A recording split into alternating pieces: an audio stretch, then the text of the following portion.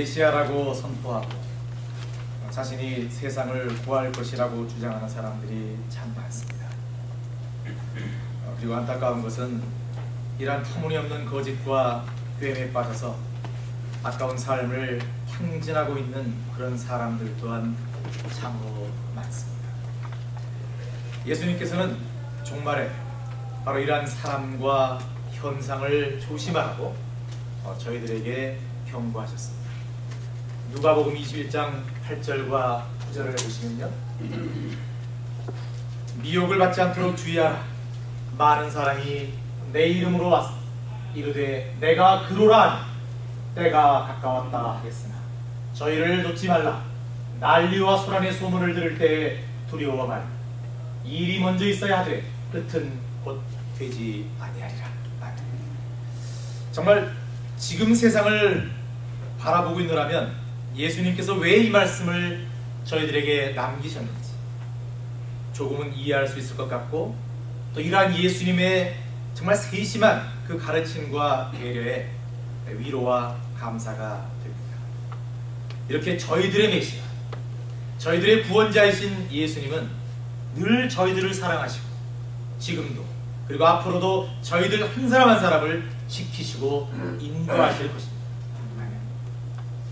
얼마 전에 자신이 메시아라고 주장하며 한 시대를 살았던 한 사람이 세상을 떠났는데, 재미있는 것은 그 사람이 죽고 난 뒤 세상 사람들과 언론의 관심은 그 사람이 남기고 간 기업이 어떤 것이 있고 총 재산이 얼마이며 각각 재산과 사업을 물려받은 자식들 간의 분쟁은 어떠할 것이라는, 그리고 장래 규모가 어떠하고 어느 쪽에서 올 것이냐 말 것이냐 거기에 민감한, 얼마나 많은 조문객이 왔다 갔다라는 그런 추측성의 기사들만 꽉 찼었습니다. 그래도 자기들끼리는 종교라고 일컫고 또 그 종교를 일으킨 사람이 죽었는데 그 사람의 사상이나 그 사람의 선행이나 그 사람의 정신적인 업적 같은 것에 대해서는 그 누구도 언급하지 않았습니다. 이렇게 자칭 메시아라고 주장하는 사입이나 이단 사람들의 특징은 그 사람이 생존에 있을 때나 죽어서도 오직 관심은 돈밖에 없고 자신이 높아지는 것에 집착하는 모습을 볼 수가 있습니다.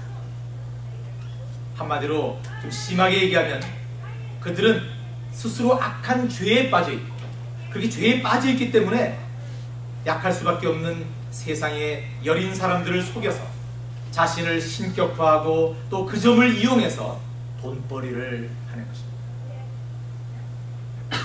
어떻게 사람들의 영혼을 구원한다는 사람들이 자신의 이익과 치부에 그렇게 몰두할 수 있는지, 어떻게 또 사람들은 이러한 사람을 메시아로 믿고 따를 수 있는지 참으로 이해가 되지 않을 때가 많습니다.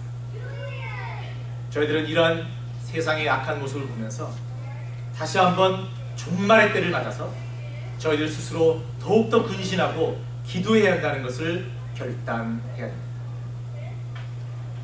참으로 악한 저희들을 사랑하시고 또 저희들을 구하시기 위해서 메시아이신 예수님께서는 이제 예루살렘 십자가를 지러 향하십니다. 오늘 말씀 28절, 예수께서 이 말씀을 하시고 예루살렘을 향하여 앞서서 가시더라. 앞서서 가시더라. 예수님의 소명을 향한 강한 의지가 담겨져 있습니다. 여러분, 예루살렘을 향한다는 그 자체의 의미는 뭡니까? 예수께서 핍박받고 채찍에 맞으시고 십자가에 달려 죽으시는 것을 말합니다. 그런데 이 순간 예수님께서는 앞서서 가셨습니다. 바로 이런 분이 우리들의 메시아요, 우리들의 구원자이십니다. 말씀 29절 30절을 보시면 이런 아주 급박하고 아주 처참하고 예수님 당신으로 봐서는 굉장히 위기의 상황인데도 불구하고 제자들에게 이해할 수 없는 한 명령을 내리고 계시다는 것을 저희들은 발견합니다. 감람원이라는 산에 벳바게와 베다니에 가까이 왔을 때 제자 중 둘을 보내시며 이르시되 너희 맞은편 마을로 가라. 그리로 들어가면 아직 아무 사람도 타보지 않은 나귀 새끼에 매여 있는 것을 보리니 풀어 끌고 오더라. 예수님께서 예루살렘 입성을 앞두시고 말씀 35절에 보시면은 예수님께서 타시기 위해서, 입성할 때 타시기 위해서 제자들에게 어떤 한 집에 있는 나귀 새끼를 데려오라고 명령하셨습니다. 조금 전까지 열문화의 비유를 말씀하시면서 바로 예수님 당신이 왕이심을 밝히셨고, 이제 이스라엘의 많은 사람들도 예수님의 그동안의 이적과 그동안의 사역을 통해서 어느 정도 예수님을 다윗의 왕조를 회복할 그런 왕으로 인식하기 시작한 이 즈음에 정작 왕이신 예수님께서는 참으로 초라한 나귀 새끼를 타시고 예루살렘으로 들어가겠다고 하신 거죠. 여러분, 이것은 만왕의 왕이신 예수님과 이 나귀 새끼의 조합, 이것은 저희들이 상식적으로 생각해봐도 별로 어울리지 않는 그림입니다. 어울리지 않는 만큼 이것은 하나의 역설이라고 볼 수 있습니다. 하나의 패러독스입니다. 그리고 예수님께서 이렇게 역설적으로 말씀하실 때는 그 안에 아주 중요한 교훈이 항상 숨겨져 있습니다. 저희들과 제자들을 향해서 아주 특별한 가르침을 이 말씀 안에 담아 놓으셨다는 것입니다. 그러기에 저희들은 오늘 이 어울리지 않는 왕과 나귀 새끼에 숨어있는 예수님의 성품을 한번 찾아보고, 또 그 성품을 저희들 또한 담겠노라 결단하는 그런 시간을 가져야 하는 것입니다. 자, 첫째, 저희들이 오늘 말씀을 통해서 찾아볼 수 있는 예수님의 성품은 바로 거룩함입니다. 말씀 30절에 보시면은 예수님께서 나귀 새끼를 말씀하시면서 아직 아무 사람도 타보지 않은이라는 수식어를 붙이셨습니다. 이 말씀은 민수기에도 나와 있고 신명기에도 나와 있는, 하나님께 저희들이 제물을 드릴 때 멍에 메어보지 않은 붉은 암송아지라는 그런 단어가 많이 나오거든요. 그러니까 멍에 메어보지 않은, 그러니까 상당히 거룩한 것, 하나님께 올리는 제물이기 때문에 거룩한 것으로 구별해야 된다는 것을 민수기와 신명기에서 강조했던 것을 저희들이 압니다. 그러기에 예수님께서 타실 그 나귀 새끼 또한 예수님께서 쓰시기 위해 거룩하게 보존되었다는 것을 저희들이 짐작할 수 있습니다. 그리고 이것은 다시 말해서 하나님께서 거룩하신 것처럼 예수님께서도 거룩하신 존재임을 나타내는 것입니다. 예수님께서는 저들과 똑같이 세상에 사셨습니다. 악한 이 무리들 속에 함께 끼어서 사역을 감당하셨습니다. 그러나 그럼에도 불구하고 예수님은 거룩하신 존재입니다. 히브리서 4장 15절, 우리에게 있는 대제사장은 우리의 연약함을 동정하지 못하실 이가 아니요 모든 일에 우리와 똑같이 시험을 받으신 이로되, 우리와 똑같이 사셨습니다. 똑같이 모든 것을 당하셨습니다. 그런데 중요한 것은 다 함께 읽겠습니다. 시작. 죄는 없으십니다. 우리의 구원자이신, 우리의 메시아이신 예수님은 바로 이렇게 거룩하신 분이라는 거예요. 여러분, 이것이 굉장히 중요합니다. 예수님이 거룩하시기 때문에 하나님 앞에서 저희들의 죄를 대속하기 위한 거룩한 제물이 되실 수 있는 것입니다. 거룩하신 제물이 하나님께 올려지지 않으면 죄를 대속할 수 없었습니다. 그 제사는 무효입니다. 예수님은 거룩하신 분이기 때문에, 죄가 없으신 순결하신 분이기 때문에 저희들의 악한 죄를 대속하실 수 있는 자격이 되었다라는 것입니다. 바로 이것이 메시아와 구원자의 자격입니다. 지금 세상에서 떠들고 있는 자칭 메시아요 구원자라고 소리 지르고 있는 사람들을 한번 여러분 생각해 보십시오. 어떻게 그들이 감히 예수님과 비교될 수 있습니까? 그들의 악한 행위와 범죄와 탐욕을 세상 사람들이 다 아는데 어떻게 그들이 그러한 죄인으로 또 다른 죄인을 구할 수 있다는 말이 안 되는 것입니다. 이것은 억지요 거짓일 뿐입니다. 그러기에 저희들이 참으로 감사할 것은 바로 저희들의 메시아요, 저희들의 구원자이신 예수님은 아직 아무 사람도 타보지 않은 나귀 새끼를 타실 정도의 그런 거룩함을 갖고 계신 거룩하신 분이었다는 것입니다. 그리고 예수님의 제자인 저희들 또한 예수님의 이 거룩하신 성품을 좇아서 저희들이 비록 이 세상에 살고 있지만 어떻게든 그 거룩함을 지키고 보존하기 위해 부단한 노력을 해야 하는 것입니다. 여러분, 세상 사람들과 예수님을 믿는 사람들의 차이점이 무엇입니까? 예수 믿으면 복 받는다, 예수 믿으면 부자 된다, 예수 믿으면 출세한다. 아닙니다. 결코 이런 것들은 아닙니다. 그럴 수 있습니다. 저희들이 그러한 복을 얼마든지 누릴 수 있습니다. 그러나 이것은 하나님께서 주시는, 덤으로 주시는 보너스일 뿐입니다. 이것이 중심이 아닙니다. 예수 믿으면 천국 간다. 네, 맞습니다. 그러나 이것보다 먼저 전제되어야 할 것이 있습니다. 그것은 예수 믿는 사람은 거룩해야 합니다. 예수 믿는 사람들은 세상 사람들과 달라야 합니다. 구별되어야 합니다. 예수 믿는 사람이나 예수 믿지 않는 사람이나 그 모습이 그 모습이다. 그렇기 때문에 교회가 힘이 없는 것입니다.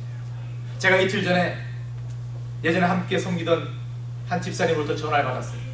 전화를 받고 그분이 이런저런 많은 얘기를 하셨어요. 그분도 영적으로 조금 심한 방황을 하고 계신 것 같아서 마음이 아팠습니다. 기도하고 있습니다, 그분을 위해서. 근데 그분이 다른 분 얘기를 하시면서 슬쩍 예를 드시는데 이런 거예요. 어떤 분을 전도해서 그분이 어떤 교회를 나갔는데 그 교회를 3주 다니더니만 다시 골프장으로 돌아와서 하는 얘기가, 교회 다녀봤자 달라질 게 아무것도 없더라. 거기 있는 사람들이나 나나 별로 다른 게 없더라. 그런 얘기를 했다는 거예요. 도대체 왜일까? 그런 생각을 해봤습니다. 그분 얘기가 뭐 교회 다니는 사람도 똑같이 골프 치고 난 다음에 술 한잔 마시더라는 거예요. 똑같이 화내더라는 거예요. 똑같이 스포츠 하면서도 비겁할 때 비겁하고 속일 때 속이더라는 거예요. 근데 내가 뭐 교회 왜 나가냐? 근데 나 이제 더 이상 나한테 전도하는 그런 얘기하지만 너무 충격적인 얘기. 요즘은 이렇습니다. 교회 다니는 사람이나 교회 다니지 않는 사람이나 구별이 안 된다는 거예요. 여러분, 이게 슬픈 겁니다. 예수님께서는 나귀 새끼를 타실 때도 아무도 타보지 않은 그 나귀 새끼를 타실 정도의 거룩한 분이십니다. 그런데 하물며 그 예수 그리스도를 믿고 예수님의 제자라고 고백하는 저희들이 얼마나 거룩하냐 말이죠. 교회에 있는 저희들, 저부터도 얼마나 거룩하냐 말이죠. 여러분, 제가 술 얘기를 들어서 죄송하지만 술이나 인터넷이나 뭐 모든 게 다 똑같은 거 아니겠어요? 그거 한 잔 할 수 있습니다. 그래서 그 사람들 앞에서는 믿지 않는 사람들이 뭐라고 얘기하는 줄 아십니까? 아유, 목사님 또는 뭐 장로님 또는 집사님, 이렇게 좀 오픈 마인드 돼서 참 보기 좋다고, 그 종교 믿는다고 막 따지고 그러기 참 싫은데 좋다고 그렇게 얘기를 합니다. 하지만 그 사람들이 돌아서서 뭐라고 얘기하는 줄 아십니까? 교회 다니는 사람 똑같다라고 얘기합니다. 저희들은 이 함정에 빠지면 안 돼요. 저는 여러분, 예수라는 교회 성도님들한테 단호하게 말씀을 드립니다. 바울도 그래 마셔도 좋다? 그러나 바로 그로 인해서 누가 실족할 것 같다면 끊으라고 했어요. 혹시 저희들에게 그런 거룩하지 못한 습성이 있습니까?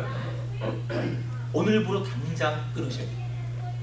해도 되고 안 해도 된다, 그렇게 얘기할 수 있고 그렇게 잘 할 수 있습니다. 아니요, 예수라는 교회의 성도님들은 이런 부분에는 철저하게 거룩해지고 철저하게 좀 스트릭트하게 강력하게 이런 것들은 지켰으면 좋겠습니다. 아멘. 그게 예수라는 교회가 다른 세상과 다른 모습이에요. 그래야 빛이 나는, 이 언덕에 위치에 있다고 빛이 납니까? 아니요. 저희들 스스로가 거룩한 모습으로 빛이 나야지 빛이 나는 거예요. 그러기 위해서는 저희들의 인격을 다듬는 수밖에 없습니다. 예수님의 이 성품을 닮아가려 하는 그 노력밖에 없다는 것입니다. 아멘.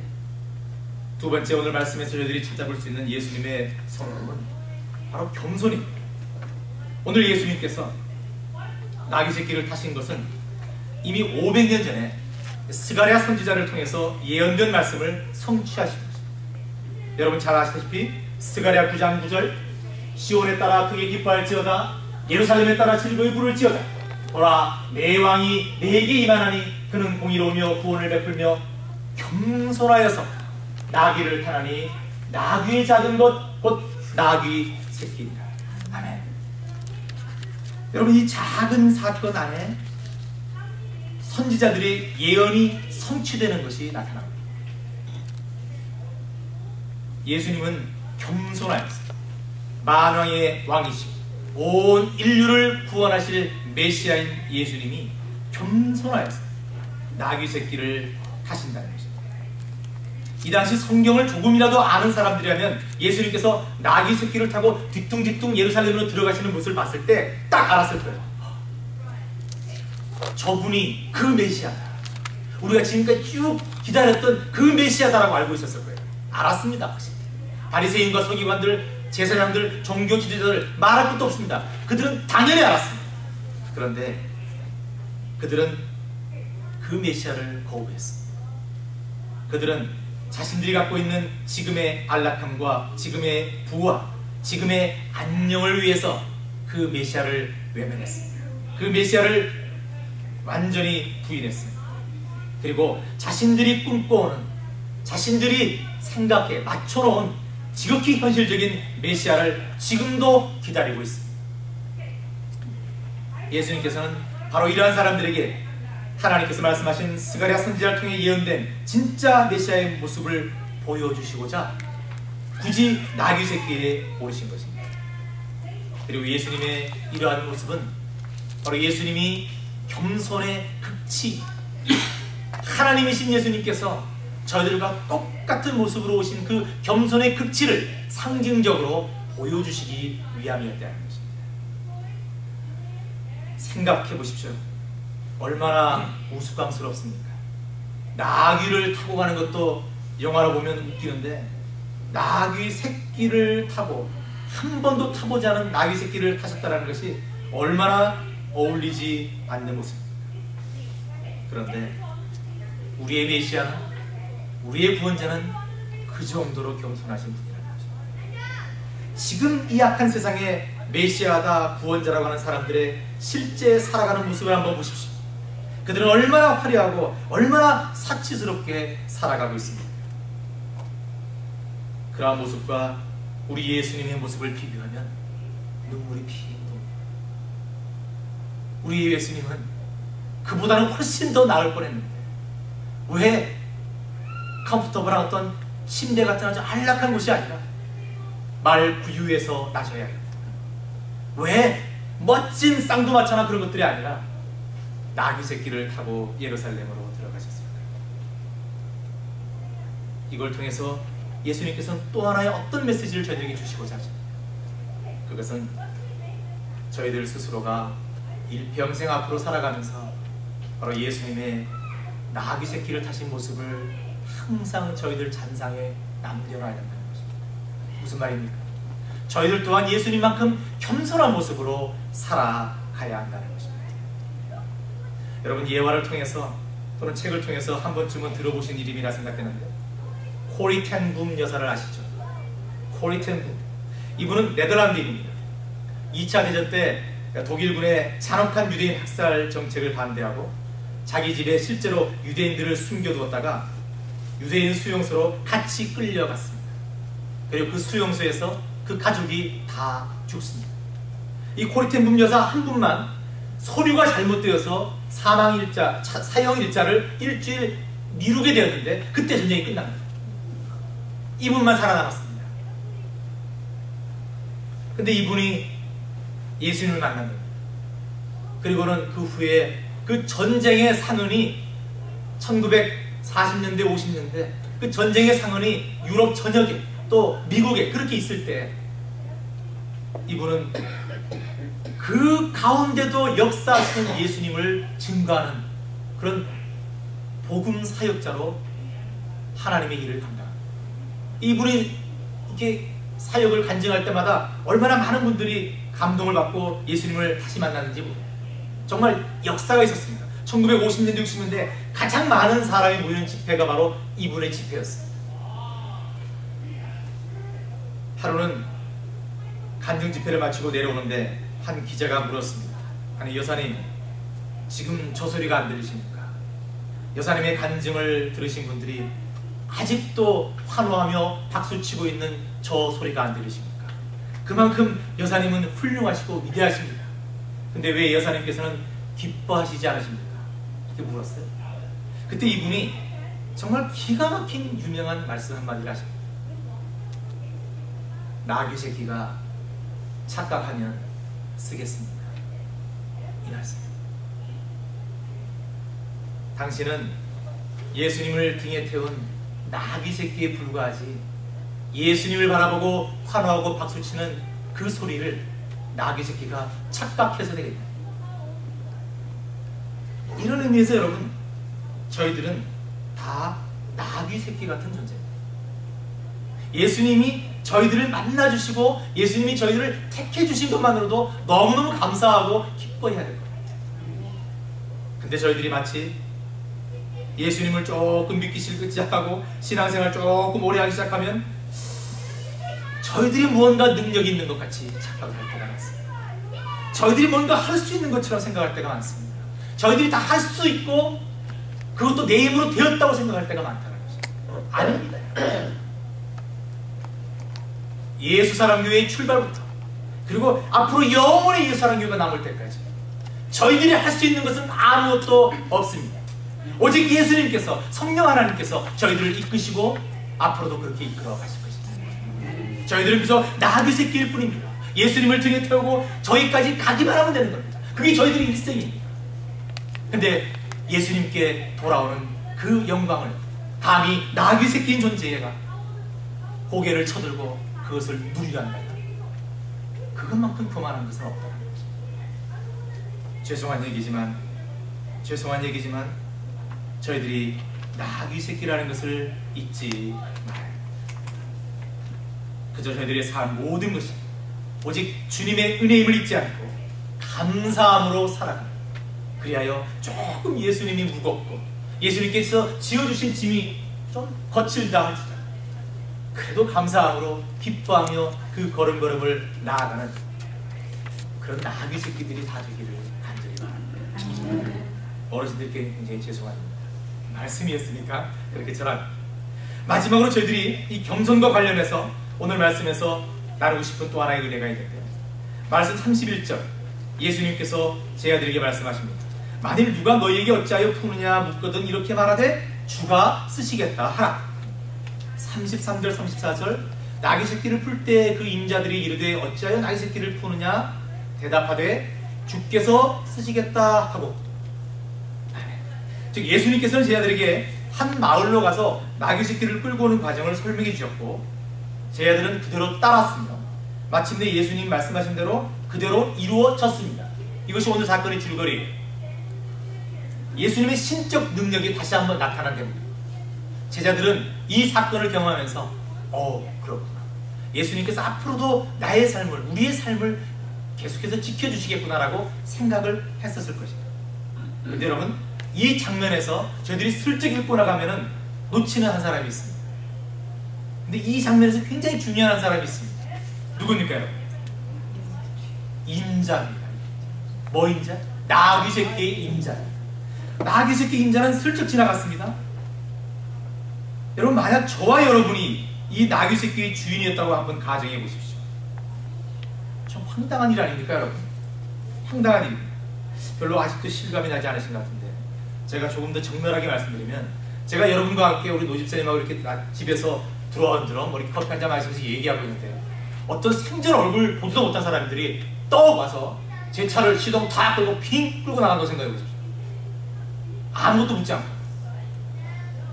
그런데 사실 마태복음을 보시면요, 여러분, 나귀 새끼가 아직 아무도 타보지 않은 나귀 새끼니까 얼마나 어렸겠어요. 그래서 사실 나귀 새끼만 간 것이 아니라 마태복음에는 나귀 새끼가 가기 위해서 나귀 어미가 같이 간 게 나와요. 그러면 저는 차가 두 대가 없지만 어쨌든 차를 한 대 갖고 가는 것이 아니라 또 한 대를 또 끌고 간다는 얘기예요. 여러분, 이 상황에서 참을 수 있습니까? 저 같으면 못 참죠.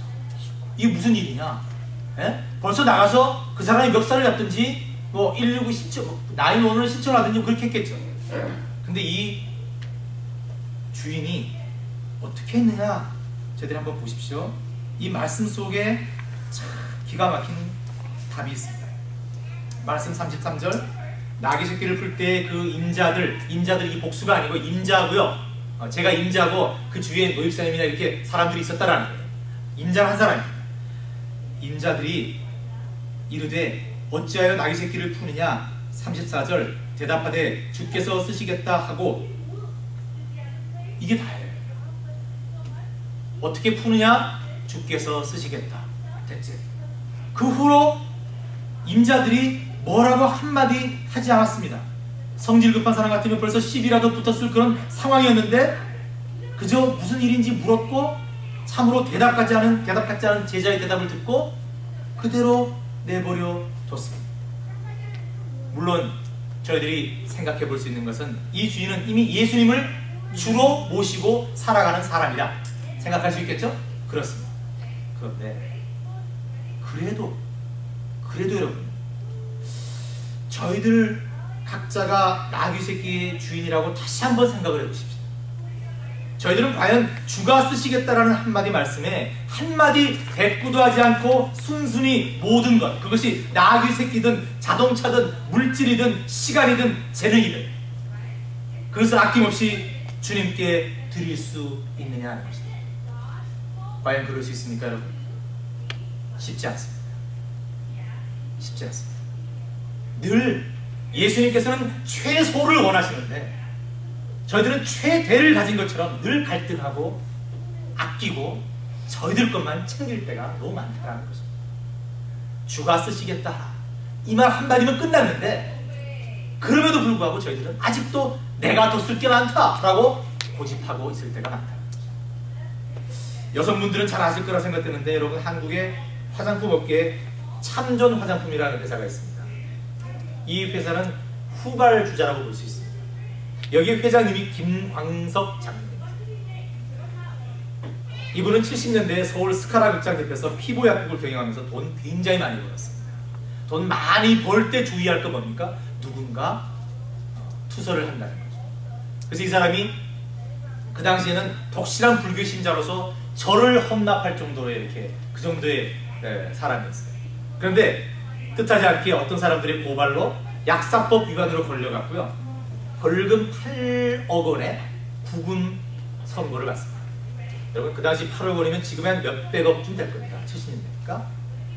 그리고 이런 사건을 통해서 이 모든 것이 주님의 섭리이듯이 주님을 만납니다. 예수님을 인격적으로 만나고요. 이분이 이제 교회에 나가기 시작하게 됩니다. 그리고 이제 여러 사람들이 주위에서 도와줘서 조그마한 사업을 막 시작했습니다.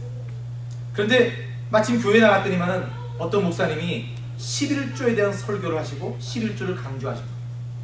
근데 이분이 교회를 나갔다고 하더라도 약간은 교회에 좀 부정적인 시각이 남아있었던 것입니다. 그래서 좀 삐딱한 거예요. 이분은 오기가 발동해서 이렇게 하나님께 여쭙습니다. 하나님, 제가 이번 사업 시작하면서 10에 2조 할게요. 2조. 그런데 대신 한 달 만에 매출을 2배 올려주십시오. 여러분, 이거 기도 아니죠? 기도 아닙니다. 어떻게 처음 믿은 사람이 그렇게 기도할 수 있겠습니까?